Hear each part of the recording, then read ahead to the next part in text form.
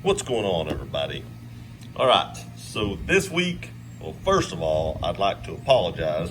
My mom and stepdad has been moving back down here from North Carolina, and I've been really busy loading and unloading 26-foot U-Hauls. So I haven't had time to make this video, so I'm going to do this today. I have actually been carrying this knife a little bit, but just haven't had time to make the first video yet. But what this is the Kizer Mini Sheepdog in G10. And I ordered this one on purpose because I really like that blue ring around that pivot right there on both sides. I thought that looked really nice, and I just really like the blue G10. It does have a nice flipping action. I do want you to hear this though. There's like a stick to the pivot, and I have been carrying this for a little while, and it has gotten better. But there is still just a little bit of stick on that pivot, but it does flip nice. It doesn't take extra force or anything to flip it like that. So like I said, it is breaking in, but just know that maybe yours will have that, maybe they don't. This is the only one I've ever really handled, and mine does have it. So let's get into the specs. It does have an overall length of 5.77 inches. A blade length of 2.63 inches, which is a little bit smaller than I normally care for. I prefer a blade to be over 3 inches for my EDC. That's just me. Some people prefer smaller blades, but I prefer blades over 3 inches and probably closer to 4 inches for an EDC knife, just in my opinion. Your mileage may vary, but I know some people do like smaller knives for EDC, maybe like office use or maybe somewhere other than the state I live in. People may look at you different if you pull out a big knife, but here, if you pull out a knife that's 4 or 5 inches long, nobody really thinks anything about it because we all carry knives. But if you're in a state where they kind of frown on that, or people might look at you a little bit funny, this may be a good option for you, although it is pretty wide through the belly of this blade. Actually, the whole blade is pretty wide overall. So the cutting edge on it is only 2.5 inches. So you have this little choil here, this little sharpening choil. So it is only 2.5 inch blades, which is really short in my opinion. The blade width, like I said, is 1.25 inches. That's a pretty wide blade, and that may get you some looks. It may not. I don't know where you live. Like I said, I pull this out here and people be commenting that's a pretty small knife. So, depending on where you live at, depends on what kind of comments you'll get when you pull this out. The blade thickness is 0.11 inches. Show you both sides there. It does have pretty nice thick stock on the back, but it comes down to a pretty nice slim edge.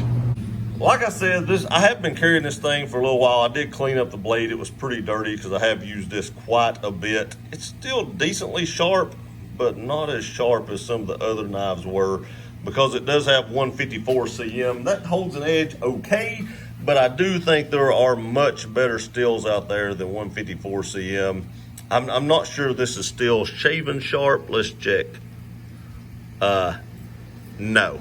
Maybe just a very few amount of hairs, but it definitely hasn't held an edge as good as some of the other knives have.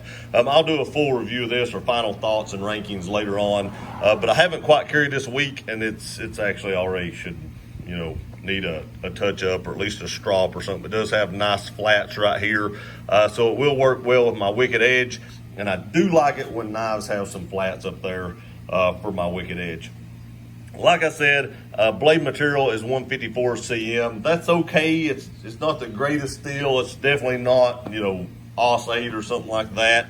Not knocking AUS 8, but 154 in my opinion is better than AUS 8. It does have a sheep's foot blade. I love this blade design. I'm gonna tell you why I like Wharncliffe and sheep's foot, because they are easy to sharpen. I don't like crazy grinds and all these convex grinds and crazy stuff because it gets hard to sharpen those things, and just a nice sheep's foot or a Wharncliffe or something like that is so easy to sharpen, so quick and so easy to touch up.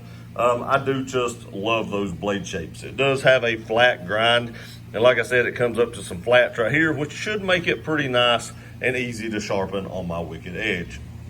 The handle length is 3.1 one 4 inches, which is pretty small, but it has this nice little choil area right here that kind of locks into your hand. But as you can see, nothing sticks out the end of my hand. Nothing. I mean, it's okay. I would prefer the handle to be bigger. I've said this before. I do prefer handles at least 4 inches so I can actually get a full grip on them. But you can literally see there's nothing sticking out on the end of this. It's short. It does work. I mean, it does kind of lock your hand in with that little choil right there. But it's a small handle. It is just a small handle. So the handle thickness is 0.45, almost a 1/2 inch thick, which is nice. It does help, since it's so small that it's almost a 1/2 inch thick. That does help fill up the hand a little bit and give you a little bit more control. But it would just be nice if it was just a little bit longer. That's what she said. There is like a little spot right here that you can put your finger in for detailed work. I've never done that. I don't predict I ever use this like that. But if you choose to, there is a little divot right there where you can actually get your finger up here to help control the tip of the blade. Weight is 3.17 ounces. It feels heavier than that. I gotta be honest with you. It does feel heavier than that. And that's what it says. I didn't check it. I went with, manufacturer specs. But overall, I think it actually feels a little heavier than that. But it may just be the size of the knife actually just makes it seem heavier. I don't know, because all the weight is in a smaller, compact area. But to me, it does feel a little bit heavier than that. It does have a liner lock, which kind of sucks because there's not much cutout right here, and you really have to kind of get your finger down in there. You can see the place it's just left on my thumb. It's kind of hard to get down in there to release that liner lock to actually close the blade. I do like it better when they give me a little bit more of a cutout here so I can actually access that liner easier, but some knives don't do that, and this just happens to be one of them. Now, there is a downfall, I guess, but this is made in China.